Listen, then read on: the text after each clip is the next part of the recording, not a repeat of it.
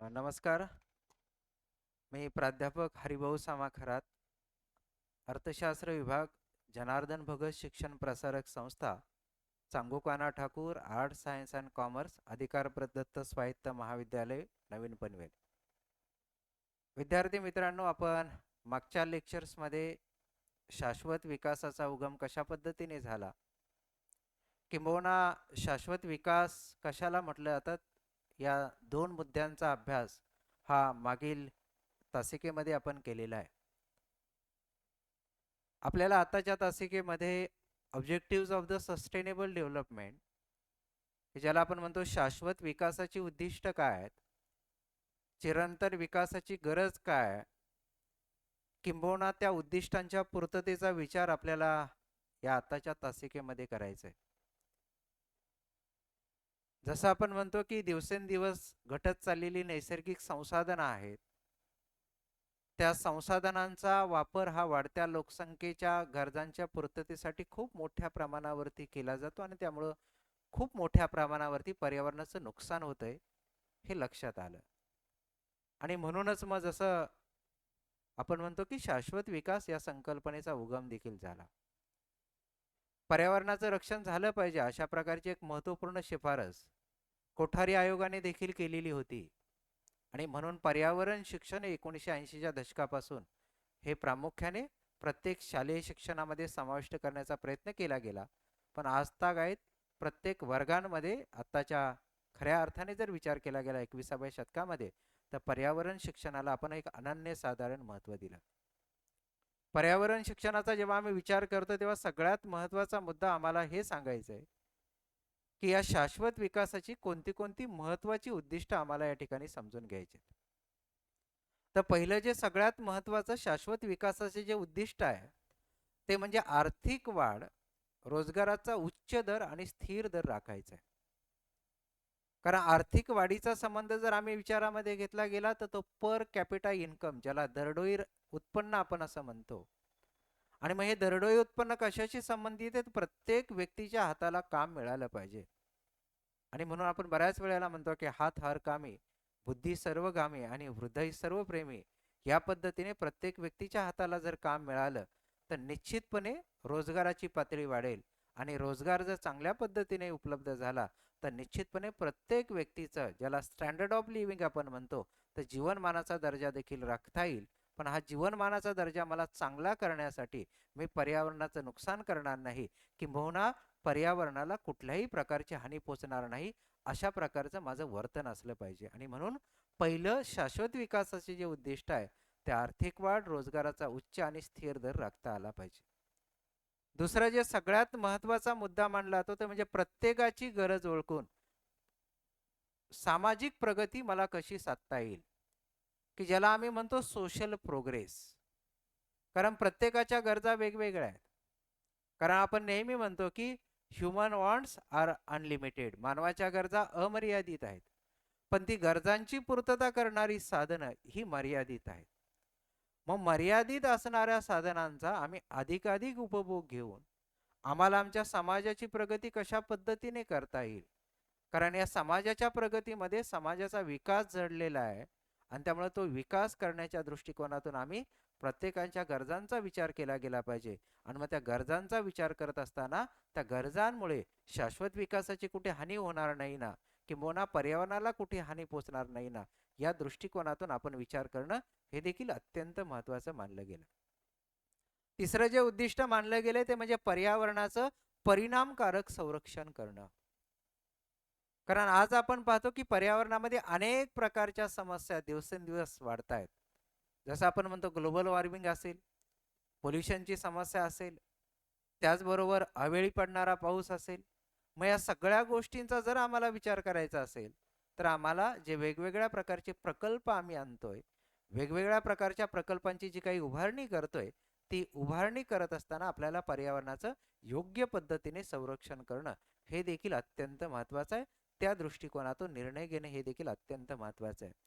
केवळ आम्ही 5 जूनला जागतिक पर्यावरण दिन, ज्याला वर्ल्ड एन्व्हायरमेंटल डे म्हणतो, ते साजरं करून पर्यावरणाचं रक्षण होणार नाही. तर प्रत्येक क्षणाला, प्रत्येक दिवसाला आम्हाला पर्यावरणाबद्दलच्या कृती करणं महत्त्वाची आहे. केवळ सहानुभूती किंवा विचार मांडून करणं चालणार नाही.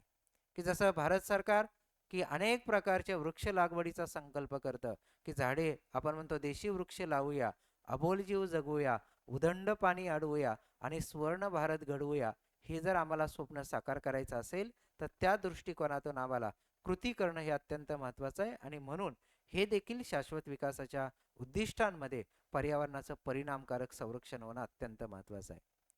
जी काही नैसर्गिक साधन सामग्री आहे, ज्याला नॅचरल रिसोर्सेस आपण म्हणतो, त्या नैसर्गिक साधन सामग्रीचा आम्हाला पर्याप्त वापर करता आला पाहिजे.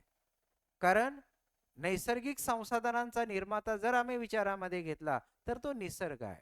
नैसर्गिक संसाधनं ही मानवनिर्मित जरी असली तर त्याचा खरा क्रिएटर जर आम्ही विचारामध्ये घेतला तर तो मानव आणि निसर्ग.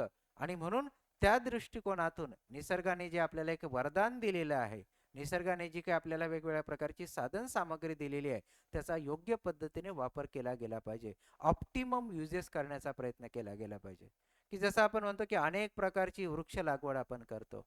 जर आपण या वृक्ष लागवडीमध्ये जर विचार केला गेला तर आपण आंब्याच्या झाडाचा विचार केला गेला तर आंब्याच्या झाडाचा विचार केला तर केवळ आंबेच मिळतात असं नाही, तर त्याच्यापासून सावली देखील मिळते. आणि म्हणून मग एक संस्कृत सुभाषित आहे की छाया मनस्य कुर्वंती तिष्ठन्ति स्वमातपे फलन्याफी परार्थाय वृक्षा सत्पुरुषा युवा. की जे सावली देणारे आमची झाडं आहेत, त्या झाडांचं जे काही वर्तन आहे त्या वर्तनामध्ये की आम्हाला वृक्ष सत्पुरुषा युवा म्हणजेच हे प्रत्येक जग, हे विश्व, हे प्रत्येक मानवाचं आहे, अशा प्रकारचा एक भाव या संस्कृत सुभाषितामध्ये आहे. की जसं आम्ही म्हणतो की आंब्याच्या झाडाला आम्ही आंबे काढण्यासाठी दगड मारतो, पण ते दगड मारल्यानंतर ते झाड कधी असं म्हणत नाही की तू माझी सावली घेऊ नकोस किंवा माझा निवारा तू घेऊ नकोस. अशा प्रकारचा द्वेष झाड जसं करत नाही, तसंच मानवाने देखील आपल्या वर्तनामध्ये निसर्गाच्या पर्यावरणामध्ये किंवा निसर्गाच्या संरक्षणामध्ये कुठल्याही प्रकारचा कटुभाव न ठेवता पर्यावरणाच्या रक्षणाचा विचार करणं आवश्यक आहे. आणि म्हणून नैसर्गिक साधन सामग्रीचा पर्याप्त वापर मला कशा पद्धतीने करता येईल या स्वरूपाचा विचार देखील शाश्वत विकासामध्ये केला गेला. पुढचं जे महत्त्वाचं उद्दिष्ट मानलं गेलं की जो आम्ही कचरा वापरतो, की ज्याला आम्ही म्हणतो कचऱ्याचा पुनर्वापर करण्यावरती लक्ष केंद्रित करणं. आज आपण घरामध्ये खूप मोठ्या प्रमाणावरती जे वेस्टेज आहे, जो कचरा आहे की जो आपल्याला आवश्यक नाहीये, असा कचरा आपण कुठल्याही प्रकारे त्याचं संवर्धन करण्याचा प्रयत्न करत नाही. कचऱ्याच्या बाबतीमध्ये आम्हाला रिसायकलिंग करता येईल का? रिसायकलिंगचं उदाहरण सांगायचं झालं तर जे काही आपली फळं म्हणजे फळांच्या ज्या काही साली आहेत, भाज्यांचे जे काही अनावश्यक आम्हाला देठ आहेत, त्या देठांचा आम्ही योग्य पद्धतीने संवर्धन करून त्याच्यापासून आम्हाला एक उत्कृष्ट दर्जाचं सेंद्रिय खत हे बनवता येतं, ज्याला ऑर्गॅनिक फर्टिलायझर्स आपण म्हणू शकू. आणि त्या फर्टिलायझरचा उपयोग आपल्याला शेती क्षेत्रामध्ये चांगल्या पद्धतीने करता येईल. म्हणजे ज्या वस्तू आम्हाला अनावश्यक वाढत आहेत त्याच्यावरती आपल्याला प्रक्रिया करून त्याचा पुनर्वापर करता येणं हे शक्य आहे. आणि म्हणून कचऱ्याचा पुनर्वापर करण्यावरती देखील लक्ष केंद्रित केलं गेलं पाहिजे की ज्याच्या माध्यमातून शाश्वत विकासाचं आम्हाला चांगल्या पद्धतीने संवर्धन करता येईल. पुढचं उद्दिष्ट आहे ते म्हणजे लोकांमधील क्षमतेनुसार त्यांच्यातील कौशल्य विकसित करणं आवश्यक आहे. आज आपण म्हणतो स्किल बेस्ड एज्युकेशन, कौशल्य आधारित शिक्षणाची गरज आहे. पण त्याचबरोबर कौशल्य आधारित शिक्षणाच्या काळानुरूप बदलांबरोबरच प्रत्येक व्यक्तीच्या वर्तनामध्ये आम्हाला नैसर्गिक संसाधनांचा योग्य पद्धतीने वापर, नैसर्गिक जी काही वेगवेगळ्या प्रकारची आम्हाला विकासाची फळं चापायला मिळत आहेत त्याचा देखील विचार करणं आवश्यक आहे. आणि म्हणून कॅपॅबिलिटीजचा विचार या ठिकाणी विचारात घेतला गेला. शेवटचं जे अत्यंत महत्त्वाचं उद्दिष्ट आहे ते म्हणजे लोकांच्या सर्वसामान्य आरोग्याची पातळी सुधारणं, ज्याला आपण म्हणतो लेवल्स ऑफ हेल्थ. सगळ्यात महत्त्वपूर्ण जर विचार केला गेला, जर पर्यावरण आम्ही चांगल्या पद्धतीने संवर्धित केलं तर आज जे काही पर्यावरणीय प्रॉब्लेम, ज्याला इश्यूज ऑफ द इन्व्हायरमेंट आपण असं म्हणतो, आणि त्या प्रॉब्लेमचा, त्या इश्यूजचा हा प्रत्येकाच्या आरोग्यावरती परिणाम होत असतो. आणि म्हणून मग आम्ही चांगल्या पद्धतीने पर्यावरणाचं संवर्धन केलं, आम्ही योग्य पद्धतीने पर्यावरणाची देखभाल केली, तर निश्चितपणे आपलं आरोग्य, आरोग्य म्हणजे काय, आपली बॉडी म्हणजे शरीर, ज्याला आपण म्हणतो हेल्थ इज वेल्थ, की आरोग्य हीच आपली संपत्ती आहे किंवा शरीर हीच आपली संपत्ती आहे. त्या संपत्तीचा देखील आपल्याला चांगल्या पद्धतीने विचार करता आला पाहिजे. अशी जवळपास मी 7 अत्यंत महत्त्वाची उद्दिष्ट की जी शाश्वत विकासाच्या संकल्पनेमध्ये मानली गेली पाहिजे.